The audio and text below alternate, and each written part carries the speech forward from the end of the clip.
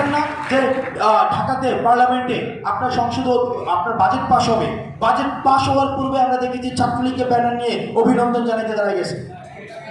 এরকম হয় নাই? বাজেট পাস হবে 3টা, এদের ব্যানার ছাপানো শেষ হচ্ছে 2:30টা। সে বুঝলেই কিভাবে এই যে বাজেটটা কি ঘাটতি বাজেট না উৎকৃত বাজেট, কিন্তু সে অভিনন্দন জানাতে দাঁড়ায় গেছে।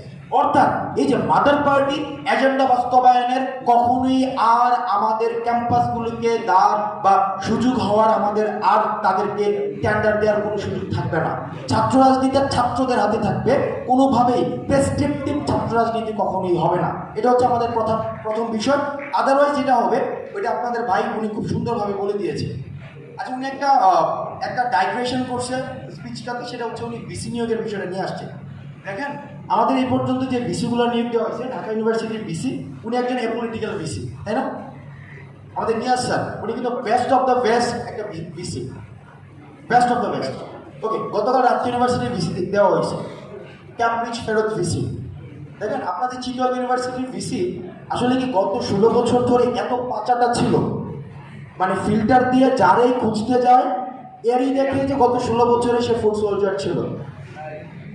এখন আপনাকে তো ভাই এমন একজনকে আনতে হবে যে হচ্ছে কি ফেসিস সরকারের এফিলিয়েটেড না। কিন্তু ভাই এই আলোচনাটা তো সিউর পোলাপানের করা উচিত, আপনাকে ডাইকাই না তো। না, ওয়েট, এটা তো এটা আমাদের জন্য না।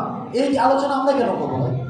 এই আলোচনা তো এটা আমাদের না। না, ওনার কথাটা ছিল কি ওনার কথাটা এটা ছিল সবার কাছে, আমাদের কাছে না। না, এখানে মিসইন্টারপ্রেট করার কোনো সুযোগ নেই। অর্থাৎ উনি আমাদের কাছে বলে নাই, উনি বলছে সার্বিকভাবে এতদিন হয়ে গেল আমাদের ভিসি নিয়োগটা দেয় নাই, এখানে আমাদের কাছে এটা বলে নেই। জাস্ট আমি আমার জায়গা থেকে জাস্ট বললাম যে আমরা প্রত্যাশা করি ভিসিগুলো যদি নিয়োগ না দেওয়া হয়, যে একাডেমিক যে একটা লক ক্রিয়েট হয়েছে সেটা সবার জন্য খুব এফেক্ট করছে, যারা নিয়মিত শিক্ষার্থী তাদের জন্য। আচ্ছা, এবার আসেন আমি পরবর্তীতে একটা বিষয় নিয়ে কথা বলি খুব সংক্ষেপে, কারণ বক্তব্য খুবই বিরক্তিকর জিনিস। কাদের বিরক্তিকর জিনিস? কারণ এখানে সবাই আমরা বক্তব্য দিতে পারি, এই কারণে আমাদের বক্তব্য শুনতে ভালো লাগে না, সবাই এখানে বক্তব্য দিতে পারি। ওকে, সেকেন্ড বিষয়, আপনি যে একটা ছাত্র রাজনীতি ইন্ট্রোডিউস করবেন বা আপনি যে একটা রাজনীতি ইন্ট্রোডিউস করবেন, আপনার রাজনীতিতে এমন কি থাকবে যেটা গত 16 বছরে ফেসিস গভর্নমেন্ট যা দিয়ে গিয়েছিল তার অল্টারনেটিভ, যেটা জনগণকে আকৃষ্ট করবে আপনার রাজনীতিটাকে?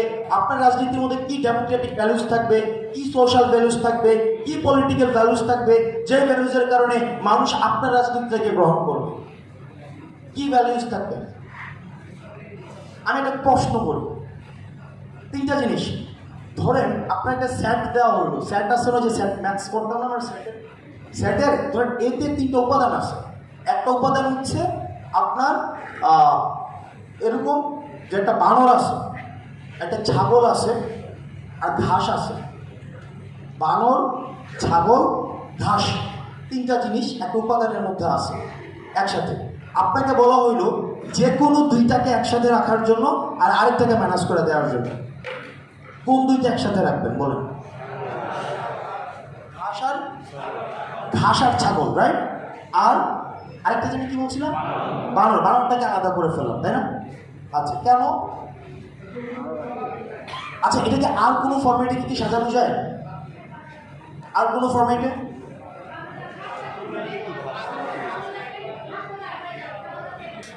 আচ্ছা, এই কোয়েশ্চেনটা আমি এশিয়াতে দাঁড়ায় করছি বলে আপনি উত্তরটা দিচ্ছেন, কিন্তু ঠিক এই কোয়েশ্চেনটাই যদি আপনি ইউএসএতে করতেন অথবা আপনি হচ্ছেন অস্ট্রেলিয়াতে করতেন, এই কোয়েশ্চেনের উত্তর কি আসতো জানেন?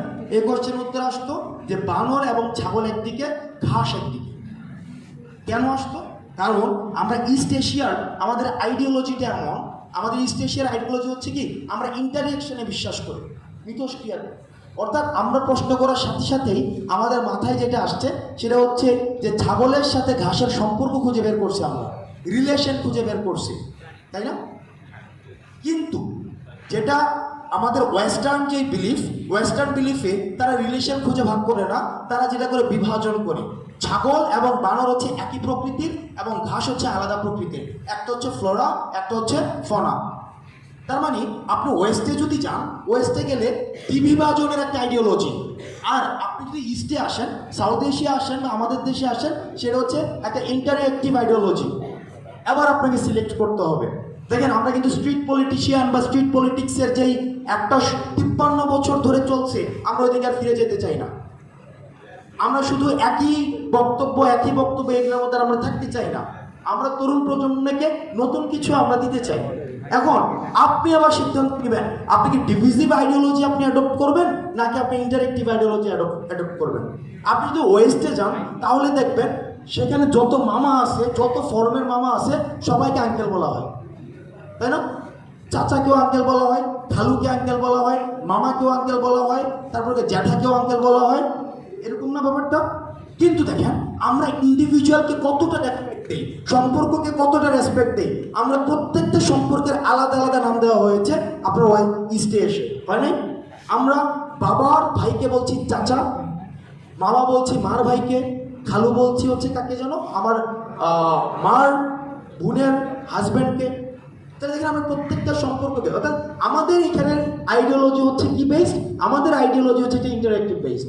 এখন আপনাদের কাছে প্রশ্ন, আমরা যখন কোনো রাজনীতি বা আমরা যে স্টুডেন্ট পলিটিক্স করতে যাচ্ছি, ন্যাশনাল পলিটিক্স ইন্ট্রোডিউস করতে যাচ্ছি, সেই ইন্ট্রোডাকশন ভ্যালুসটা কী হবে?